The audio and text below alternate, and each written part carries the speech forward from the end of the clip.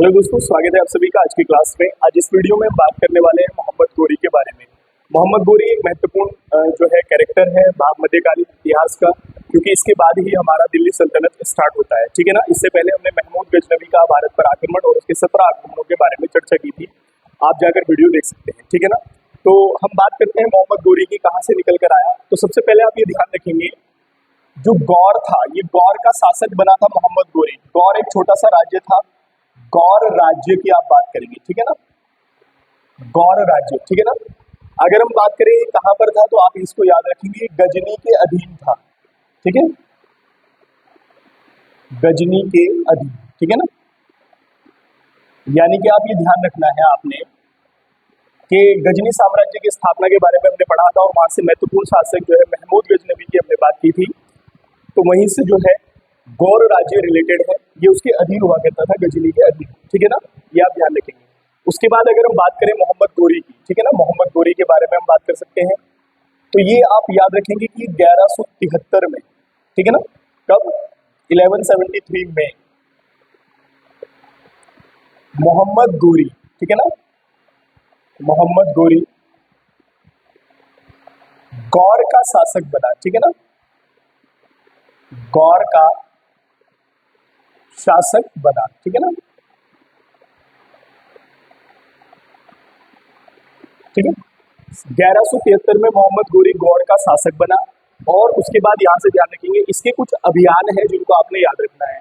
अगर हम बात करें इसका एक अभियान जो है, इसने 1175 में 1175 में, ठीक है, मुल्तान पर अधिकार किया। कहां पर? मुल्तान को जीता, ठीक है ना। पहले से ही हम बताते आ रहे हैं आपको, हमने जो है मोहम्मद बिन कासिम के बारे में बात की थी, महमूद गजनवी के बात की थी। तो वो सब भी जो है क्या करते हैं, मुल्तान को पर अधिकार कर लेते हैं, ठीक है। उसके बाद यहाँ पर आप ध्यान रखेंगे, उसके बाद इसका जो अगला अभियान था वो भी आपको याद रखना है। 1178 1178 में आप याद रखेंगे, ठीक है। इसने राजस्थान पर अधिकार किया, राजस्थान, ठीक है ना, राजस्थान में, ठीक है। लेकिन यहाँ पर आप ध्यान रखेंगे कि 1178 में राजस्थान में जब इसने जो है अभियान चलाया अपना, तो यहाँ पर इसको जो है भीम द्वितीय के द्वारा, भीम सेकंड के द्वारा जो है इसको क्या कर दिया गया, पराजित किया, ठीक है। यहां से आप याद रखेंगे भीम द्वितीय ने इसको क्या किया, इसे पराजित किया, ठीक है। इसको मोहम्मद गोरी को, ठीक है। अब इसके ये अभियान शुरुआती अभियान है जिस समय ये गौर का शासक बना था, लेकिन इसके कुछ प्रमुख युद्ध हैं जो पेपर में बहुत अच्छे से जो है पूछे जाते हैं, तो उनको हम बात करते हैं, ठीक है। हम बात करेंगे इसके प्रमुख युद्ध की, ठीक है, इसके प्रमुख युद्ध, ये आप ध्यान रखिए, मोहम्मद गोरी के प्रमुख युद्ध, ठीक है। तो सबसे पहला इसमें युद्ध आप याद रखेंगे जिसको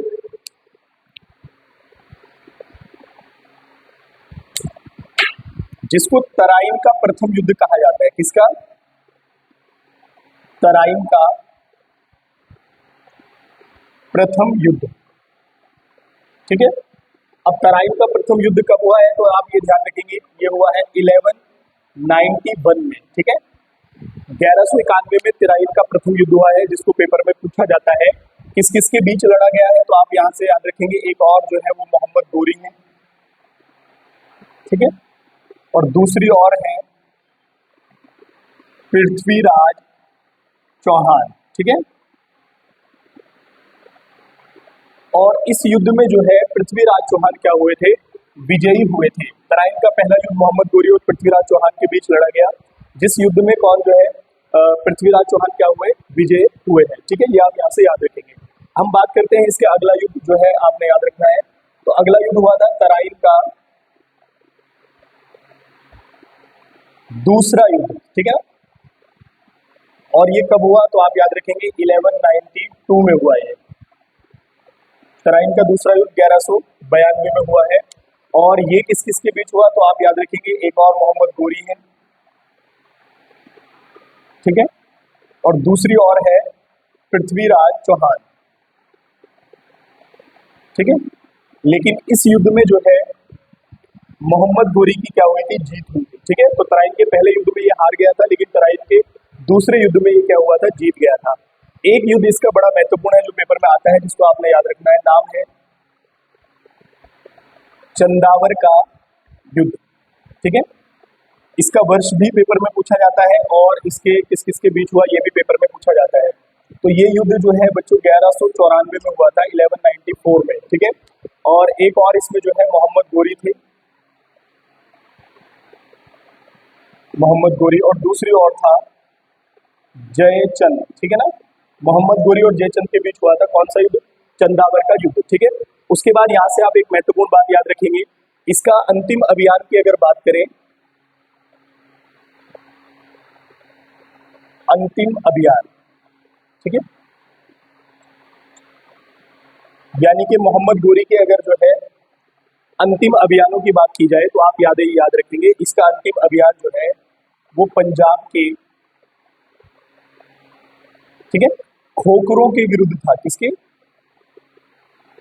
खोखरों के विरुद्ध, ठीक है। इसका अंतिम अभियान जो है वो पंजाब के खोखरों के विरुद्ध था, ठीक है। उसके बाद यहां से आप याद रखेंगे महत्वपूर्ण है 1206 का वर्ष, कब का, 1206 का, ठीक है। 1206 में क्या हो जाता है, मोहम्मद गोरी की मृत्यु हो जाती है, यानी कि 1206 में क्या हो गई, इसकी मृत्यु हो गई, इसकी, मोहम्मद गोरी की, ठीक है। अब यहां से एक बड़ा ही महत्वपूर्ण टॉपिक है जो आपने याद रखना है मोहम्मद गोरी से, ठीक है ना, वो ये है कि इसके प्रमुख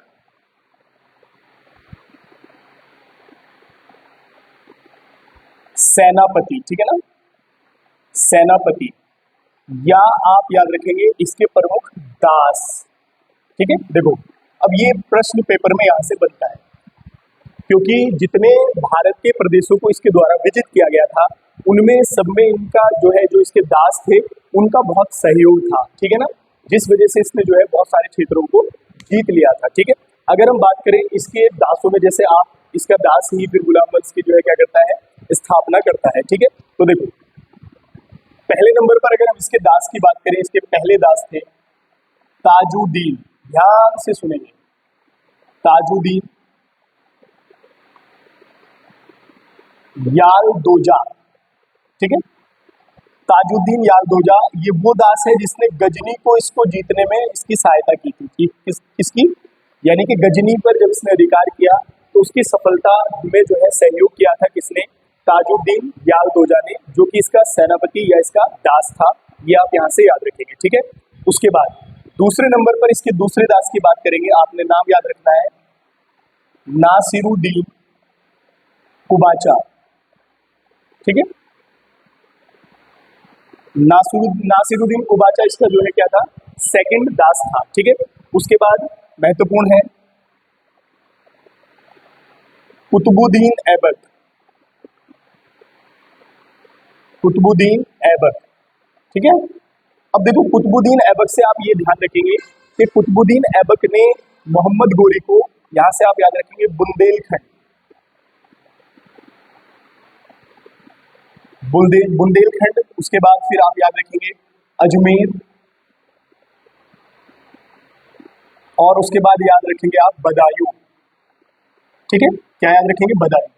तो ये वाले सारे क्षेत्र जो है जीतने में सहायता की थी किसके द्वारा, कुतुबुद्दीन ऐबक के द्वारा। इसने इसको बुंदेलखंड, अजमेर और बदायूं जीतने में इसका क्या किया, सहयोग किया। सबसे प्रमुख दास है कुतुबुद्दीन ऐबक। उसके बाद इसके सेकंड नंबर के दास को आप याद रखेंगे, इसके बाद कौन है वो महत्वपूर्ण भी है, ठीक है। नाम है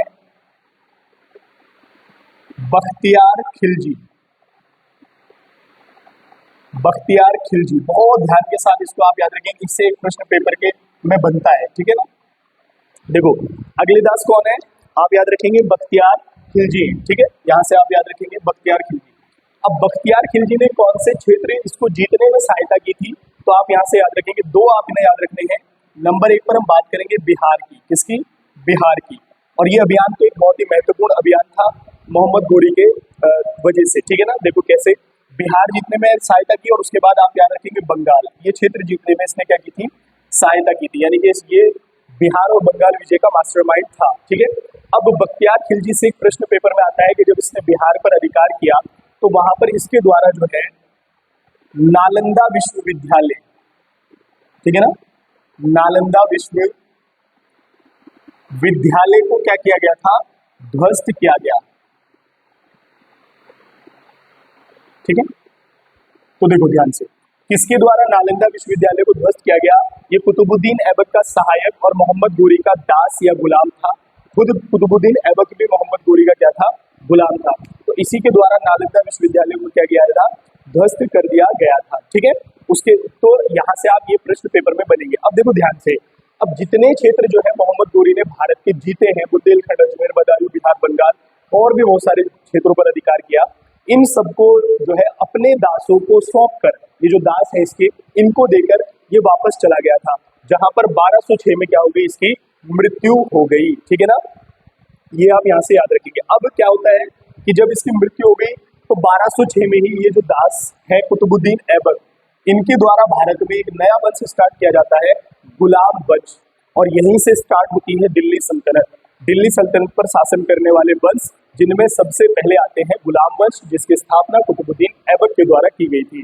तो अब अगली वीडियो में हम बात करेंगे, दिल्ली सल्तनत की स्थापना करेंगे और उस पर शासन करने वाले सभी वंशों के बारे में हम विगतवार पढ़ेंगे। ठीक है ना, तो आप यहाँ से याद रखेंगे। एक प्रश्न और बन जाता है मोहम्मद गोरी से कि शेख मोइनुद्दीन चिश्ती जो है वो इन्हीं के साथ भारत में आए थे, जिन्होंने चिश्ती संप्रदाय या चिश्ती सिलसिले की शुरुआत की थी। ये आप यहाँ से ध्यान रखेंगे। ठीक है ना, मिलते हैं नई वीडियो में दिल्ली सल्तनत के साथ, तब तक के लिए धन्यवाद।